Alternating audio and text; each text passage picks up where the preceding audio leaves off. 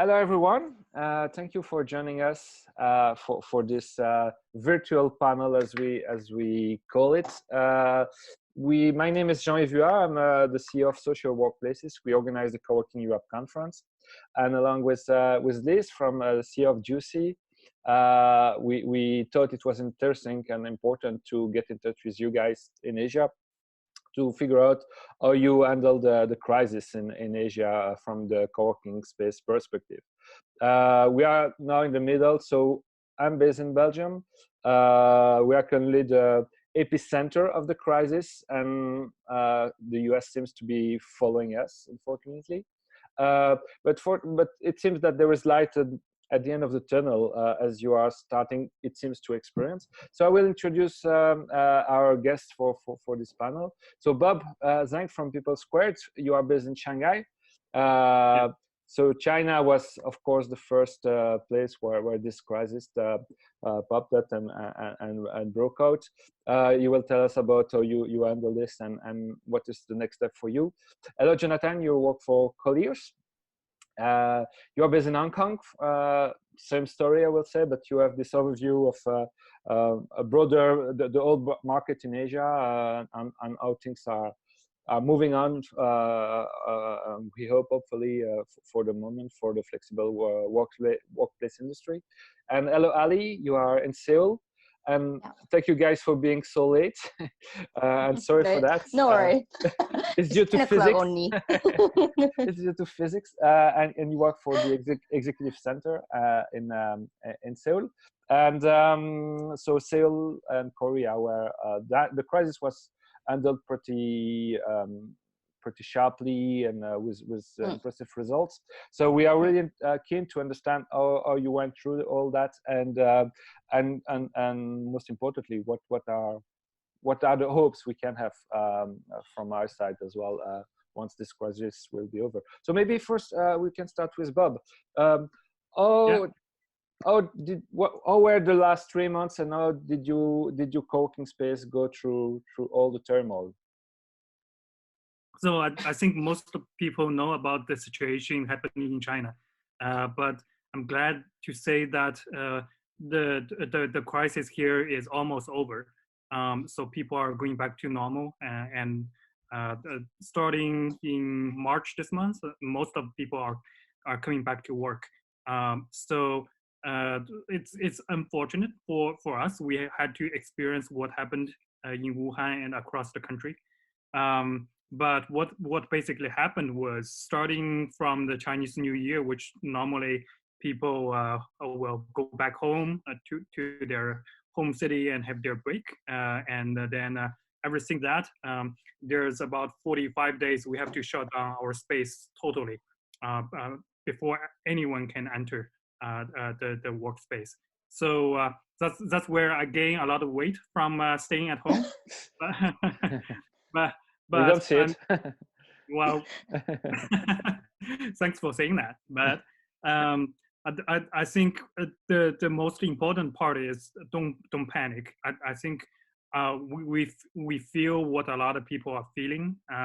We were in a panic state where a lot of rumors, every day things are getting worse, but eventually we're gonna come out this. So you closed during 45 days. How many locations you have? You have at People Square? So it was a big deal. So we had about 20 locations. Yeah. So it was largely affected country-wise. So we were in different cities, and all the cities, they have to be shut down for that. So Bob, I have a question for you. Here in the US, what a lot of people are doing is they're closing their spaces, but members can still get in with their locking access. Did you guys close completely, or could members still get in? So there were different stages. So in the beginning, ever since the Chinese New Year break, so the government was actually issued suggestions for people not going out, and eventually it got worse and worse. So it was very lucky we were in a break. So the government actually extended the holiday for another almost a month. So everybody actually stayed at home. So there was actually no one allowed to enter the building. So it's not space-wise, we have a choice for letting the members in. So actually we have to, we won't be able to open. We had poor kitties inside our space. So we have to came in to tell the building, okay, we actually have a small pets and we have to get them out. Mm-hmm. But then the next stage is when things are starting to people want to get out and back to work, but the situation was still very bad. So what we have to do is everyone who wants to come back to the space, they need to get a permit of tracking. We make sure they haven't had any contact with outside for 14 days and make sure they're safe, and then allow those people to come in. But actually what happened was, although we allow that, most people just come back to the space to pick up their stuff because the situation was so bad at the time. So how did you check that indeed they didn't have they remain the 14 days at home and had no contact you? Was it the authority which was granted a kind of certificate, or it was just based on the word of the people? So it was basically people are in panic. So most people were not willing to go out. And a lot of the neighborhoods were closed down. But the good thing is the delivery is still working. So we were purely lived by those 45 days. So I literally didn't went out my home door for 30 days. All depends on deliveries. Okay, and what about the subscription and retention for your members? So how did you handle that? So what is the situation now after this this period? So it could be a mess. So we were very lucky for some of the buildings that we were in, because starting in March and the government starting to push out policies for state-owned buildings. They were giving guides saying, okay, those buildings you need to give 2 months rent free to the tenants. Mm-hmm. But those are only for the government-owned buildings. So okay. We were very lucky. Some of our buildings were in there, and we were able to give part of the incentives to our members. So many of them, we covered them for 1 month because we still need to cover our losses. We have to pay for the staff, we have to pay for the utilities, everything. But for some of our buildings, we're lucky. For some of other buildings, we aren't. So there are still a lot of things we need to go through with members. Yeah, it can be very painful. And so how is the situation regarding your members right now? So do you see the majority of them just remain showed some solidarity and said, okay, we know that it won't last forever, we keep being a member of People Squared? Or did you see, okay, there was a lot of cancellation? So of course your revenues also coming, I guess, from meeting rooms booking and events. So yeah, how do you see that now? I think also in March we were very blind. Right now it's much better, but in the beginning of March, when everybody are just starting to coming back, it's very blind. We don't know whether it's the companies, they can't suffer the hazard, and then maybe eventually they have to shut down their company, or maybe they're just too scared about the virus. So now I can quite comfortably saying maybe around 10 to 15% of the companies, mm-hmm. they shut down, they have to downsize. The rest are still fine, but they will be very actively looking for help on any kind of incentives we can help them to get. The banks were very restricted before on issuing loans, but now the banks are very open. So we are helping them to get connected with all the local banks to see any help they can get to recover from the crisis. So for the moment, you see the the restart with a pretty confident high due to those different elements that are gathered in order to support both your tenants, but also from the own support you got, and you see that you could go through that thanks to that. Is it right? Yeah, but I mean, it's very interesting in China, because in the first period of what's happening, it's all people were scary about domestic people. Yeah. Now, because the international what's happening around global, so people are more afraid of expats Yeah. that are coming into the space. Yeah. So yeah, but I think overall it's getting back. That's Okay, great. perfect.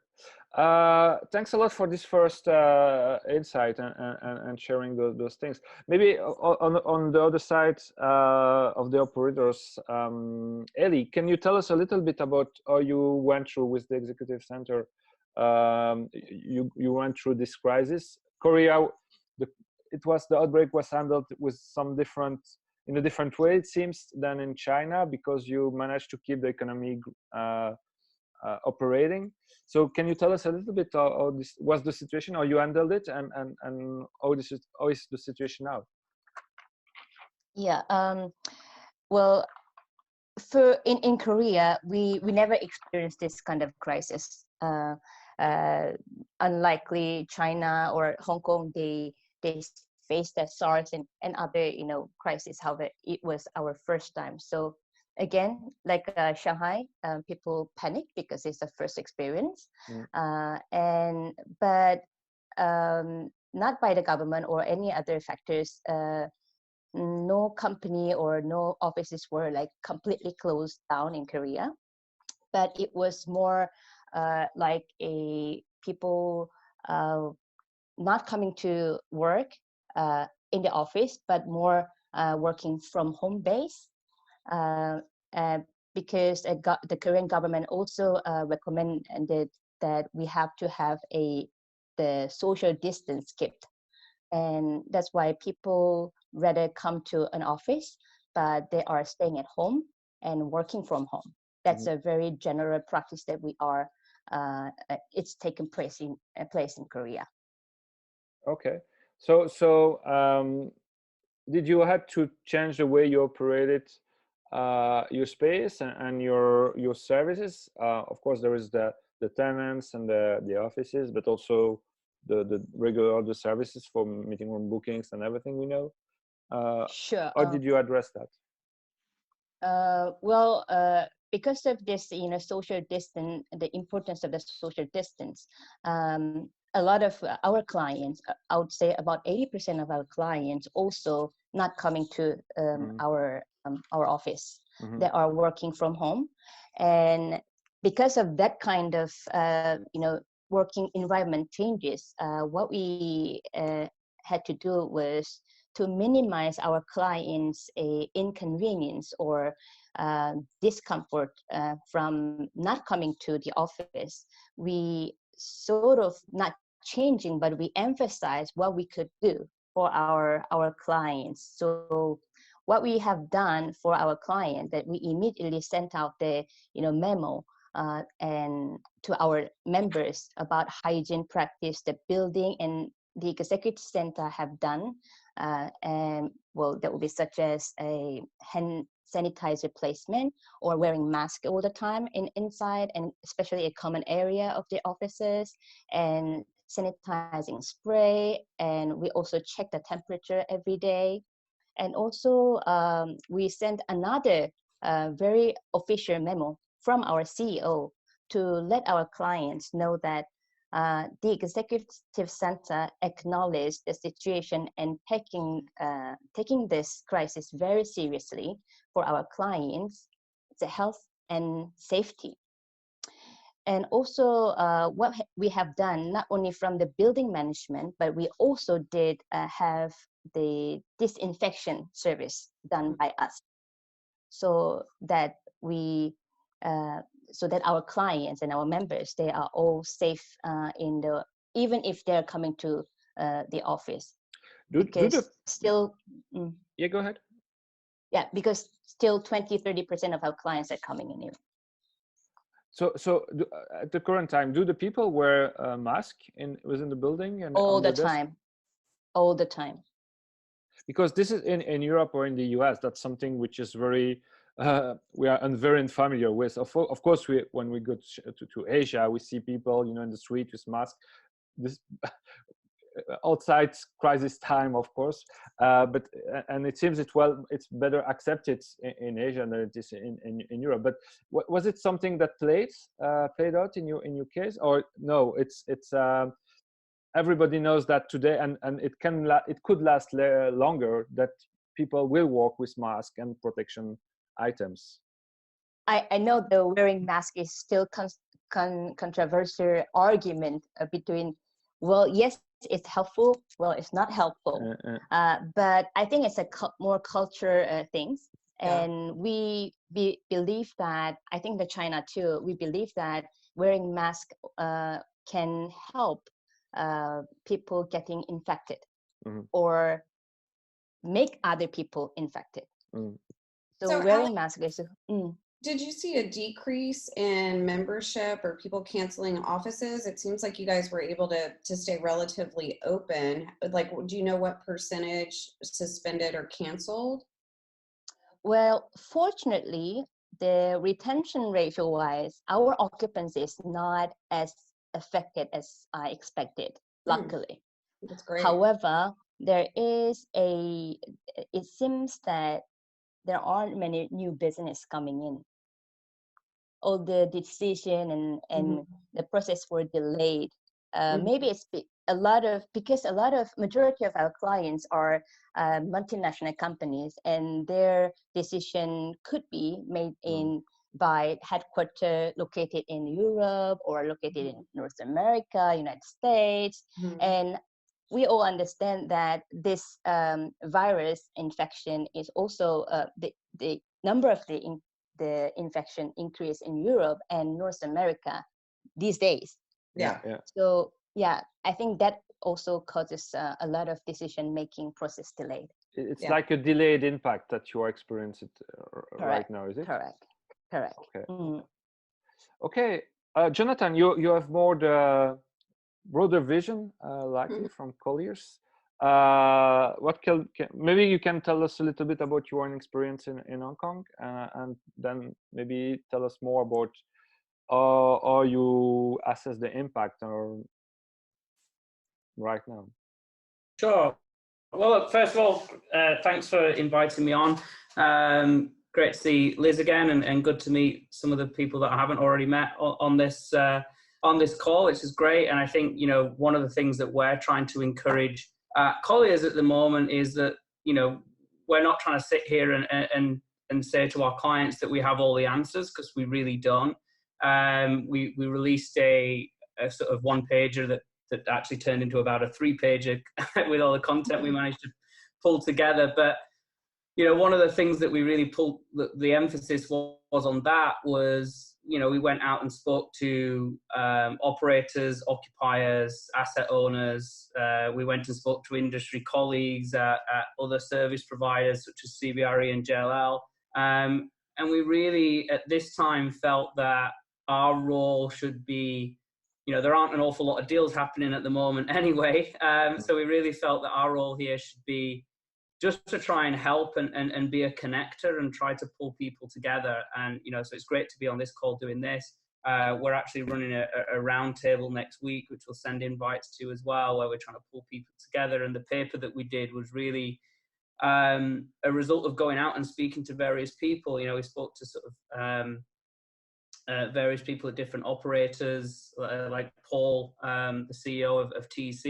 We spoke to Liz, we spoke to Johnny at the Work Project, and we spoke to a number of other people, occupiers and asset owners, and really tried to stitch that together and sort of try and come up with solutions as a collective. And I think that is so important at this time, because, you know, two of the pillars of this sector are all about community and collaboration, and we've tried to sort of be a catalyst and a facilitator for that. So I feel that we're fairly well positioned to sort of comment on what's happening at the sector. So a very quick snapshot of my role. I lead Colliers flexible workspace consulting business for Asia, and we work with operators, occupiers, and asset owners. So we've got a good cross section and a good view of the market, and obviously looking at multiple markets as well. You know, some of the things that we've seen, I think Ali kind of alluded to it, is sort of new business is what we're kind of looking at, and new business is down significantly, which is no surprise to hear. Probably between 70 to 80% down year on year in terms of new inquiries, and obviously inspections are pretty much non-existent. So new business is down. What we've actually observed in the market is that retention rates are kind of fairly up, because particularly with larger enterprise members, because the reality is no one's making decisions right now. And, you know, as much as we want to say that flex is a long-term solution for occupiers and a fundamental part of their real estate portfolio, and I do believe that, there are still a lot of occupiers who use flex as a stepping stone before traditional space. You know, as much as I argue that flex should be a long-term solution, the reality is some users do still use it as a stepping stone to traditional space. I can't think of any occupier in the world right now, unless you're making toilet paper, ventilators, or masks, that actually are they've got any cash. So there aren't many occupiers in the world that are going to be leaving flex space anytime soon and going and taking traditional space and committing capital to traditional space. So for that reason, sort of retention rates are kind of up, if you like, or at least fairly healthy. And we are seeing some occupiers who have got lease expiries in traditional space, particularly occupiers that have sub 5,000 square feet, that have lease expiries in traditional space, that are, you know, seriously considering moving to flex, because the alternative is to sign a new 3, 5, 10-year deal with a landlord. Again, no one's signing 2, 3, 4, 5, 10-year deals with landlords right now. So we're having some business which is going to flex space from that kind of segment of the market. The larger occupiers are still renewing. I think the challenges to the flex sector that we're observing is that, you know, there are some, you know, the average stay of occupiers is plus 24 months these days in flex space, but a lot of people still have, you know, 1 year, sub 1 year or sub 1 year contracts with operators. So at any one time in the year, those occupiers, you know, any one time an operator is dealing with roughly 10% of their members that could potentially go elsewhere. Now, if those businesses are failing or everyone's working from home, then you're going to lose people that way. So there is a real threat to flex space based on that. I mean, in the short term, but I guess today is probably not the conversation to sort of what the flex sector looks like after this or where it goes from here. But fundamentally, flex is going to look very different in 3 to 6 months' time. And, you know, I think there's two questions that I would ask asset owners is, you know, do we believe that occupiers are going to want flex space and potentially more flex space in 6 months' time when everything, touch wood, returns to some normality? Are occupiers going to want some form of flex space, and whatever that looks like? Are they going to want some form of flex space? I think certainly all of us on this call are probably going to say yes to that. And then the second question is, well, how does the owner deliver that? And I think there's definitely going to be a shift in how it's delivered. So those questions that I don't, I think we can have a half a day conversation on that with the people just on this call, let alone anyone else. So, but yeah, I think, you know, that's probably something for another day, but definitely it's going to shift. So that's what we're observing in terms of how landlords are reacting right now. And in the markets I'm looking at mainly, which is, you know, mainly Hong Kong and Singapore, although I do have an Asia role, as we touched on. We're not seeing any landlords give rent abatements at the moment. One of the concerns specifically in Hong Kong and to a lesser extent in Singapore is that we're actually starting to see an uptick in new COVID-19 cases in the community at large, mainly because we've all returned to work in the last couple of weeks. So people who left back to UK, US, Europe have all now come back to Hong Kong, and therefore the new cases are kind of imported again. So we're dealing with that at the moment. So, fingers crossed, we're on lockdown again at the moment, or heading, it's kind of soft lockdown, if you like, not quite as intense as the US and the UK. But when we come out of that, I guess we're going to have to see where everything stands. Okay, very interesting.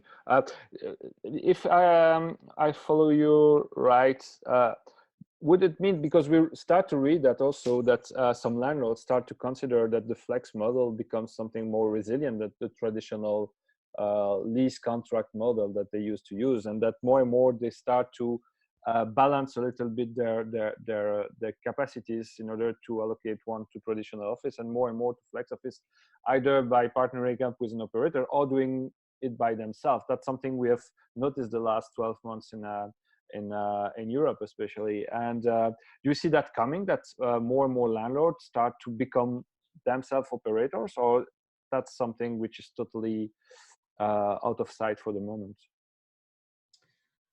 Well, I think, Asia landlords are very conservative just by their nature. You could, there are some variances market to market, but as a broad generalization, landlords are sort of fairly much more conservative than they would be in UK, Europe, and the US. You've got some progressive landlords in some markets, but by and large, very broad generalization, they're quite conservative. And there's always been a heavy skepticism towards flex from these landlords generally. We definitely started to see a shift in the last 12 months in terms of landlords looking to more closely integrate flex into their offering alongside other amenities, and look at sort of the structure in which they did that with. There are still very few management deals. There are some variable leases, but there are very, very few management deals. You can probably count them on your hands and maybe your toes if you really needed to, but you probably can count them on your hands. So there's still very few management deals across Asia. This, I think, is going to decelerate it in the short to midterm, because landlords are going to see, inevitably there's going to be fallout globally in any sector that we're talking about. So, and flex is no different. There is going to be fallout in flex. I don't think there's any way we can get away from that. So there is going to be fallout in flex, and landlords are going to, unfortunately, is going to increase landlord skepticism towards the sector. I think we go back to the two fundamental questions: is ultimately, I as a service provider to real estate and essentially providing advice in real estate, I don't drive the market. Operators don't drive the market. Landlords don't drive the market. What drives the market is occupiers, and our occupiers going to want increased flexibility in amenities, even more so than was already happening after this. I think the answer is yes. It's just how do we deliver that? Landlords doing it themselves, possibly. It really depends on what that looks like. But I definitely think there's still room for operators. There's still room for growth in the market. I think we all just need to take this time to work it out when it all finishes off, and look to see what that looks like as a product, and then what the delivery model is. Cool. Bob, you started the conversation saying that don't panic. So why would you say there is good reasons not to panic? And from your perspective, and maybe also when you look at what is happening elsewhere. So I think in somehow we have to face this. There are short-term impacts about what COVID-19 is brought to all of us, but there are also long changes.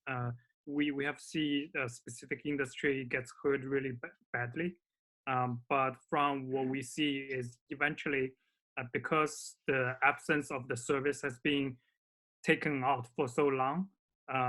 When this is starting to getting to the close at the end of the cycle, and then people starting to get more, they want more of what has been missing on the market. So this is the same for restaurants, for theaters, for entertainment, for any kind of offline business that we see around us. So I think in short, we have to still be very cautious about what the virus can actually brought us in damage. But if we can get through this, eventually for a bit longer term, I think things will getting back to a state even beyond our imagination. Well, and I'd like to weigh in too on this, because I feel like, from what Jonathan was saying, a lot of the decisions are actually being made by the people that are choosing to work in different spaces. I've only been locked down for like a week, and I can't wait to get back to my co-working space. I'm already over this, and I will behave, but it's hard. And so I think what'll happen is, like, globally, people are figuring out they can work from home. They're also figuring out that they're isolated, depressed, and lonely. And so I think people will come back to co-working in droves. And I also think, because of what happened, corporations are going to be forced to diversify, and they're going to want to put their teams out into different areas. And the way to do that is through flexible offerings. And then in addition to that, I don't think people are going to be signing long-term leases, and construction stopped, so new things aren't available. So I think in the end, co-working and flexible alternatives are going to surge after this. I agree. I agree with Liz. I'm just conscious in Asia that landlords are conservative, and they're going to see, like, ultimately, I think you've got to look at it. Loads of bars, restaurants, and hotels are failing right now. Does that mean when this is all over in 6 months' time, we're all going to stop eating at restaurants and going to hotels? No, of course we're not. And at the same time, we're still going to need flex space, and we're going to need it even more than ever. The whole work from home thing, we can say what we want about it. You look like you've got a pretty big house there, Liz, but definitely it isn't the case in Hong Kong. And, working from home is, it just doesn't work. So, right. Maybe work from home works better in the UK and the US and Europe. Maybe, I don't know. It's been a long time since I lived there, but, living in Hong Kong, I can tell you now, I don't want to be sat in this flat 5 days a week or 7 days a week for 100%. So, 1 day a week, great, fine, okay, I can live with that, but I definitely don't want to be here 5 days a week. So, work from home, people are going to still want flex. People are going to still want to go to a traditional office as well. They're still going to want to be part of their team. And I think I take your point about occupiers wanting to fragment their teams. And I know that you've written a lot about this, Liz, and talked a lot about this, is the sort of loneliness sort of epidemic. And I want to be in my office. I want to be close to my team physically and see them and talk to them. And we can have as many Zoom calls as we like, but it doesn't replace that interaction. That said, people are going to give their occupiers, their employees, more choice. And I think in terms of the flex sector, there's going to be more options. There's probably going to be a diversification of the type of product that's delivered. And I can see one particular segment of flex space that could potentially be a big winner out of this, which is potentially suburban locations. Mm-hmm. Yeah. Well, and I think the other thing is, we're not so naive to think that we're it and the only option. I think it's a mix for people. I think there's some people that are going to go to their office some days work from home, some days go to their co-working space. Ellie, do you experience that? That you see people that have been confined during so many days or weeks now need this breath of oxygen and come back to your space to re-socialize. There is also this assumption that people who have had to freeze all their activities during those months, all of a sudden we might risk to clog everything, because everybody will want to make their events, their meetings, and everything at the same time, and that it could be an infarctus of the system due to the comeback, and because people have been so desperate about resocialize and activity back. How do you see that in Seoul, for instance? Well, this has been a tough time for everybody involved in any kind of economic activities.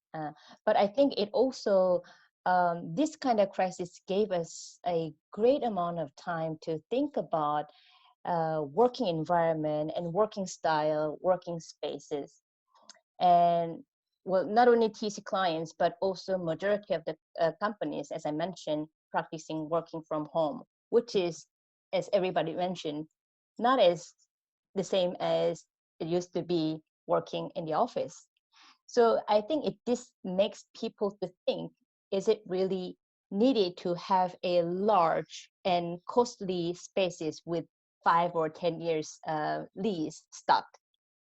Well, that answer maybe not no, as Jonathan mentions. That brings people to think about flexi work environment and flex working solution, which is us kind of solution. Yes. Yeah, I guess in Seoul, that is one of the sure. That's one of the reason why as I mentioned, we can still maintain our current clients.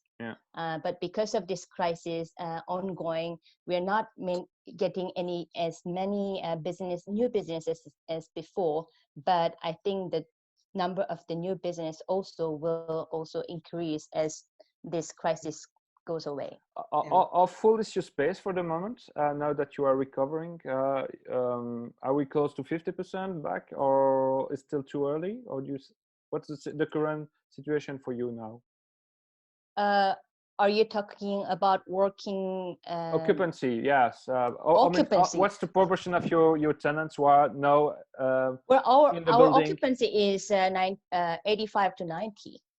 Yes, on a regular basis, but for the current time, what's the proportion of the people working from the building, from your space, who are currently working there?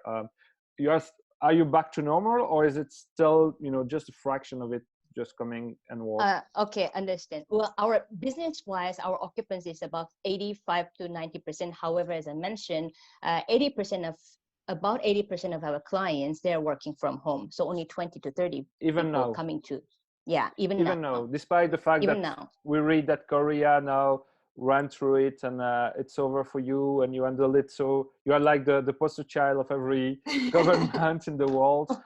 Even now, all this positive news. Yeah. Which is true.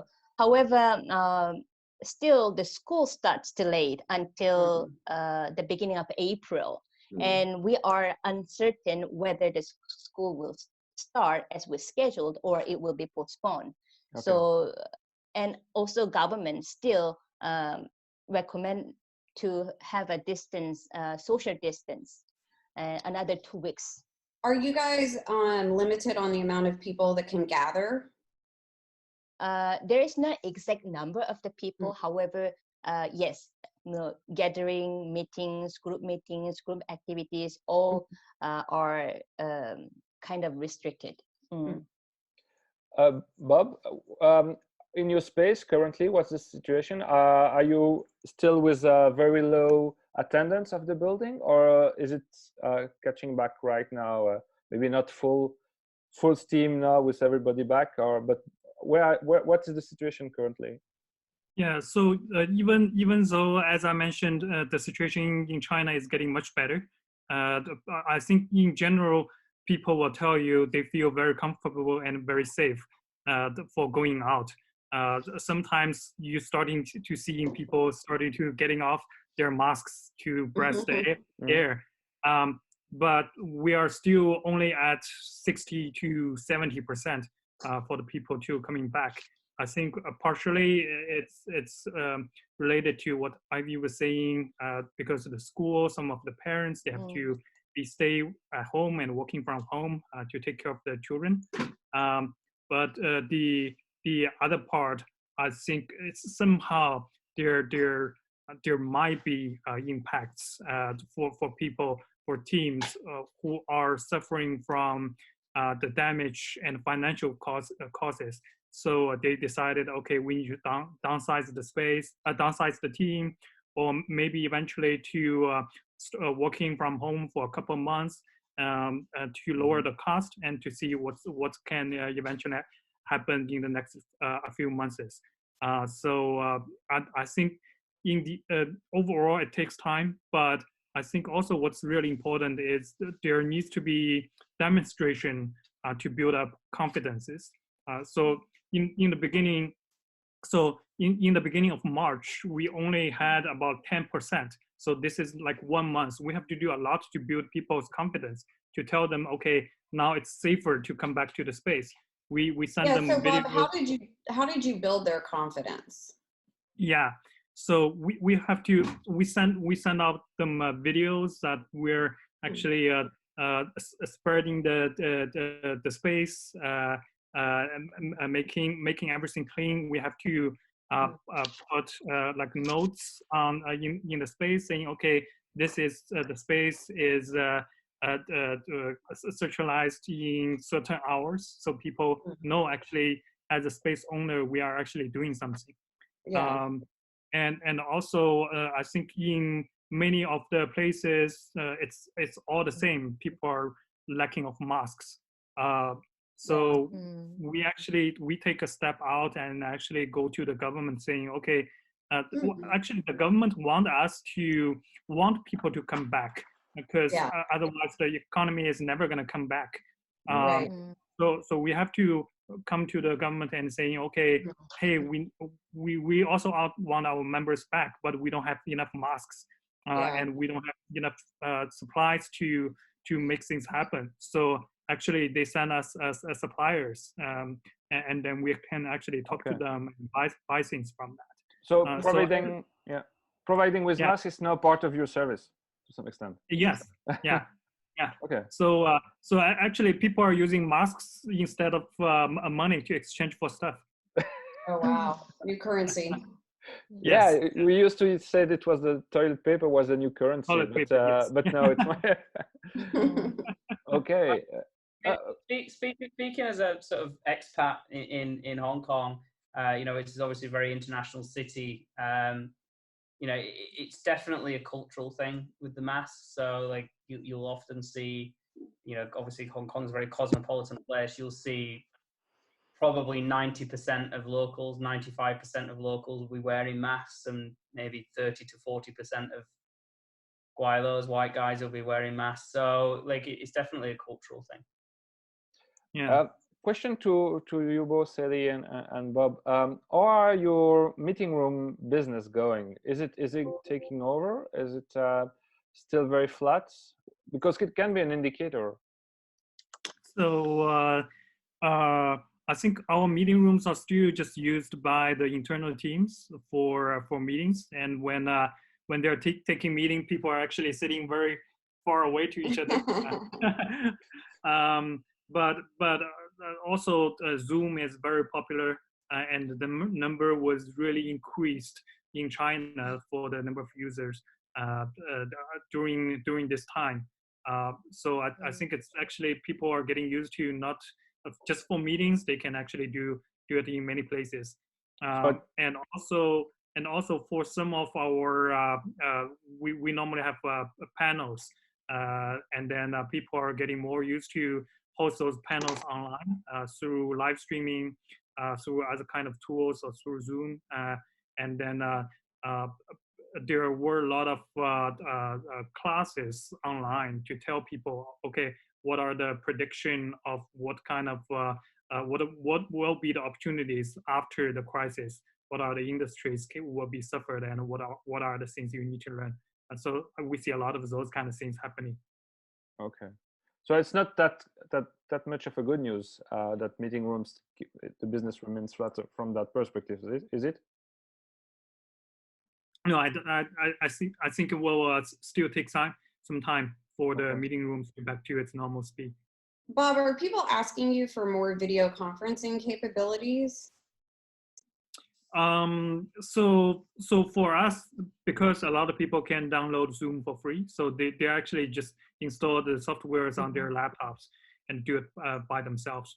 So and because they are actually not coming to the meeting rooms or space, many of the things they can do at home, they just do at home. Eddie, on your meeting room business, do you experience the same thing? Yeah, quite similar things because the number of the people coming to work is very limited. That's why meeting room usage also quite decreased. Video conference also because not people coming to work. So I would say our internal clients usage was decreased. However, we have quite a few of inquiry leads from external clients who wants to use a VC. Okay, so you see some movement there. Yeah, but well, because as a service office provider, we are not only providing an office space or a meeting room space, but also we have a business concierge services, such as a secretary services or call forwarding services, mail forwarding services, etc. So that could be one of our benefit that we can give to our clients. And we also designed a business continuity plan, including all these kind of business services. Okay, we are almost at 50 minutes of discussions. That it's super interesting. Does one of you want to add something about the situation, or a thought, or encouragement, or something that pops in your mind right now? So I would also want to mention, I think one of the really important thing people might very easy to ignore is after this, it's very easy for people to get discrimination inside your space. Races, people from different cities. For us, people were actually coming from Wuhan, even though they have never left the city for Chinese New Year. They get somehow discriminated, and now there are potential discrimination.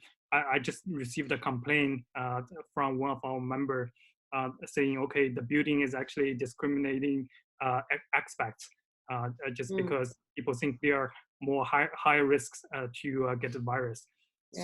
So I think it is actually very important for us as facilitators, as a space operators, to first be very transparent and to say this. Okay, it's an international environment, and people coming to. We will actually make sure people are treating fairly inside the space, and also there are certain rules we need to make. Some people, they don't understand why certain things need to be so complicated. They need to report wherever they travel. They need to give out a lot of information that they're not normally will give out. But we need to let people understand, okay, we're doing this to make everybody safer inside the space. Okay, great. Eddie, Jonathan, do you want to add something? I think my kind of last thought to kind of wrap this up, I guess, is I think right now I think there's three things which is just so important, is just to keep that community together, to collaborate, and above all else right now is communicate. And I think we need to communicate as an industry across all the different stakeholders that we have any relationships with. So if you're an operator, you need to be communicating with your members, but also be communicating with your landlord as well. And I think I don't think you can have too much communication at this time. Just communicate as much as you can, and I think, you know, together, I think, you know, everyone, I think, is understanding of the situation, and we can try and find solutions if we communicate. Okay, great. Eddie, do you want to add something? Same thing. Yeah, as Bob mentioned and Jonathan mentions, communication is very important. And well, everyone is going through this same crisis. And yeah, I want to have a more open communication with all of you guys, and let each other know what's happening in other nations and regions, so that we have better understanding and information, so that we can share and we can implement at my location, whatever that, you know, works for you the best. I want to implement. Brilliant. Yeah, we surely do. Liz, you have maybe the I always have something ending to words. I think, you know, thank you for putting this together with me, Jean-Yves. It's so good to see Bob and Jonathan, and to meet Ali, and it's just really good to share, because you guys are in a different position than we are. We're just starting here in the US, so we want to learn from you. And so I really appreciate what you guys have shared. But I think the thing that I'm most excited about is that it gives me hope, because I feel like, especially Korea's done such a good job. It's so great to hear that Bob is out and about. Sadly, Jonathan's back in a little bit of a lockdown, but the thing is this helps, I think, everybody understand that this is global. We're all going through it, and there will be global relief. There's so many programs being brought about. People are going to have to just look the other way on some money things right now, because we all need to come back, so there isn't a global economic impact that's long lasting from this, because I really believe that humans are way, way more resilient than we're giving credit for. And that I really think that at the end that we can come back from this stronger, especially if we stay together and communicate and be a community. Awesome word of wisdom, and I'm sure we will go out of this stronger and with more solidarity, understanding, and maybe a more focus on what is essential. So great to learn from you in Asia. So yes, we still have to go through the storm for the moment, and but hopefully it won't last too much. And learning also from what you did, it can be also helpful and fast forward our own process of addressing the thing. Thank you so much. We will share the video shortly, and let's agree on a catch-up later within a few weeks to update one another and see if whether our forecasts were right or too pessimistic, and maybe we will be all good. Thank you again, guys. Thanks, Jean-Yves. Bye, y'all. Good to see you. Thank you. Bye-bye. Stay safe. Bye-bye. Thank you. Bye-bye.